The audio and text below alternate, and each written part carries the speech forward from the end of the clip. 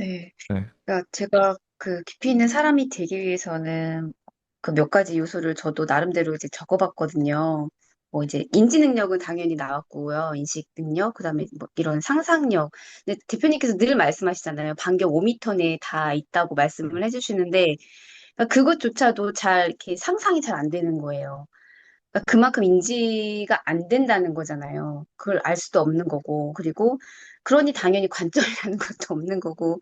일단 이 세 가지가 저는 아직 멀었구나. 그렇다 보니까 아, 이런 요소들이 좀 보충이 잘 돼야 깊이가 있는 사람이 결국은 될 수가 있겠다라는 생각을 하게 됐거든요. 네. 그러면요, 대표님, 그 인지 능력을 좀 올리려고 하면은 좀 어떻게 해야 될까요, 대표님?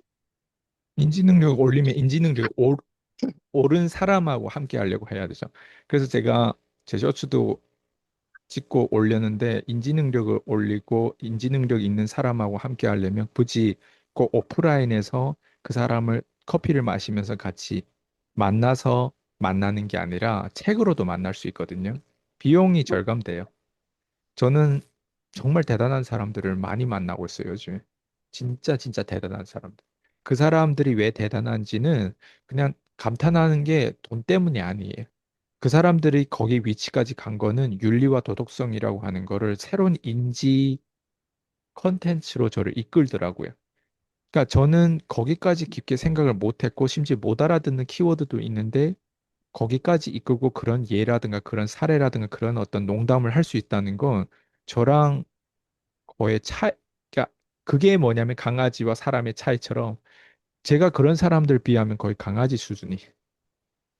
그러니까 그 수준을 갭을 최대한 믿고 메꾸려고 하고 그 거리를 좁혀가는 게 어, 우리가 해야 되는 의무고 일이라고 생각하거든요. 그래서 인지 능력을 높이려면 좋은 사람을 만나면 돼. 훌륭한 사람을 만나고 훌륭한 기업에 대해서 연구를 하고 훌륭한 기업을 운영하는 CEO에 대해서 연구를 하고 훌륭한 그 업적을 이뤘던 사람과 거기에 대한 좀 궁금증을 가지고 탐구를 하고 그래서 그런 음, 사람들의 지금 이런 인터뷰를 보는 것도 제가 그쪽으로 이끌려고 하잖아요, 지금.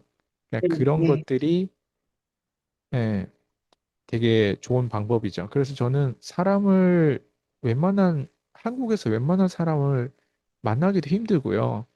그리고 개나 소나 만나는 것도 만나고 싶지 않고요. 이게 딱 바벨 전략처럼 만나려면 진짜 대단한 사람을 돈 주고 만나거나, 예. 음, 아니면은 만나지 않거나, 예. 네, 그럼 만나지 않고 우리가 갈 수는 없단 말이에요. 인생을 사는데.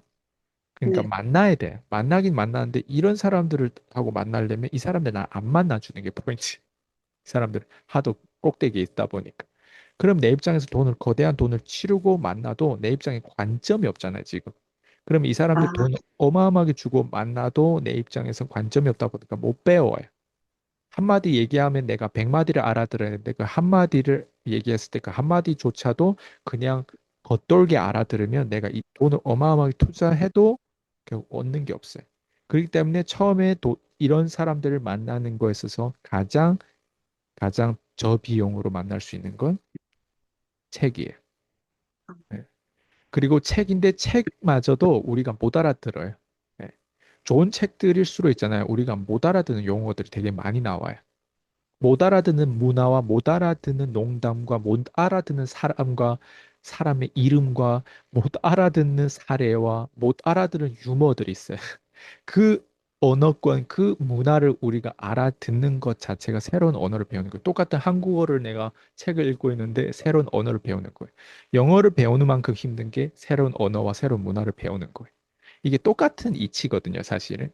영어를 배우는 건 우리 한국말 아니라서 이 영어를 배우는 거 어렵다고 생각하는데 책 읽는 것도 사실 그래서 훌륭한 사람 만나는 게 쉬우면 누구나 다 만났겠죠. 그죠? 네, 그래서 인식 네, 능력을 높이는 거에 있어서 이런 훌륭한 사람을 만나는 거. 아니면 예, 그 중간 어느 쯤에 있는 사람이 좀 저평가된 사람, 저같이 좀 저평가 네, 사람들이 모르잖아요. 저에 대해서 잘. 예, 제가 네, 그게 알려지지 않았잖아요. 그럼 저같이 네, 저평가된 사람의 이런 인터뷰라든가 아니면 저의 어떤 코칭이나 이런 프로그램에 들어와 가지고 제가 예, 그냥 거의 막 홍수로 쏟아붓는 그 거기에 스트레스를 받으면서 핸들하고 뭐라고 유지하고 포기하지 않고 어쨌든 그 안에서 최대한 다 알아들을. 그러니까 이게 되게 중요한 거예요. 왜냐 저도 그 사람들 닮으려고 하다 보니까 제가 완벽해서 그렇게 하는 거 아니에요. 저도 그 네. 사람을 최대한 거리를 좁혀가고 담기 위해서 저는 333 법칙을 쓰는 거예요. 그 333 법칙이 예를 들면 30%는 내가 제자들을 훈련시키고 내가 수강하는 내 고객들을 하고 시간을 보내는 거예요. 그리고 30%는 내가 내 자신하고 시간을 보내는 거. 그러니까 말 그대로 내 자신이 생각하는 시간을 보내는 거. 네.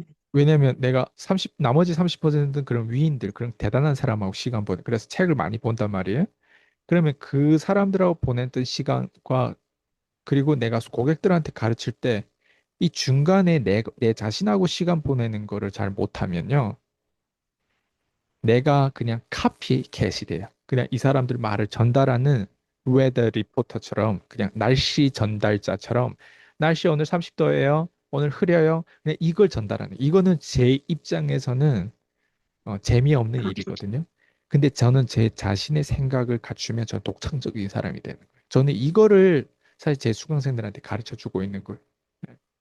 이런 내용들이 1대1뿐만 아니라 이런 독서라든가 이런 어떤 코칭 프로그램이 딱 들어오면 이런 부분들을 계속 끊임없이 하는 거 제발 333 법칙을 써라고. 예. 근데 대부분 사람들 333 법칙 자체를 모르고 없어요. 그러니까 인식 능력을 높이려면 이런 좋은 사람 만나야 된다라고 하는 게 30% 중에 일부잖아요. 근데 그 네. 30% 일부만 제가 얘기하면 사람들은 나머지는 그럼 어떻게 해야 되는 제가 방금 얘기했잖아요. 위인들, 그런 대단한 사람하고 만나고 나서는 내 자신이 반드시 생각하는 시간을 길러야 돼요. 저는 워런 버핏이라는 사람을 책에서 만나고 찰리 먼거라는 사람을 책에서 만나도 그 사람들의 생각을 그 틈새에 대한 그 사람들 뭐에 지금 어떤 키워드로 인해서 그 사람들의 성공과 그런 비결들이 나왔다라는 건 전 쪽집게처럼 딱 뽑아내지만 근데 내 생각하고 또 이게 연결시켜요. 왜? 그 사람의 능력과 나의 능력이 다르거든요. 그리고 그 사람들이 그때 해냈던 성공과 지금의 성공은 또 다르거든요. 이런 식으로 서로 양면성을 대립하면서 나만의 독창적인 생각을 또 거기서 필터링 해요. 네. 그러니까 이런 음, 게 내가 생각하는 사람인 거예요. 지난번에도 얘기했잖아요. 생각하는 대로 사는 거랑 사는 대로 생각하는 게 다르다고. 네. 그러니까 이게 나의 생각이. 그래서 저는 욕조에 때로는 몸을 이렇게 딱 넣고 있을 때 멍하면서 저는 저만의 아이디어가 자꾸 이 노트에 자꾸 들어와요. 예. 그러니까 아이디어가 되게 많은 거예요.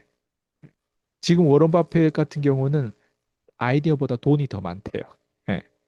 근데 우리가 한참 성장할 때는 아이일 때부터 시작해 아이디어가 많이 나와요. 근데 나이가 있고 돈은 없어. 이런 사람들은 아이디어도 없고 돈도 없어. 예.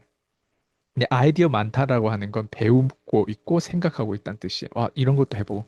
그러니까 식욕이 있다는 거예요. 근데 식욕이 없으면 건강하지 않다는 거잖아요. 그게 뭐냐면 30%는 내 자신만의 독창적인 생각을 할 줄 아는 사람이 돼야 되는데 대부분 사람들 그걸 못하는 이유가 뭔 것 같아요.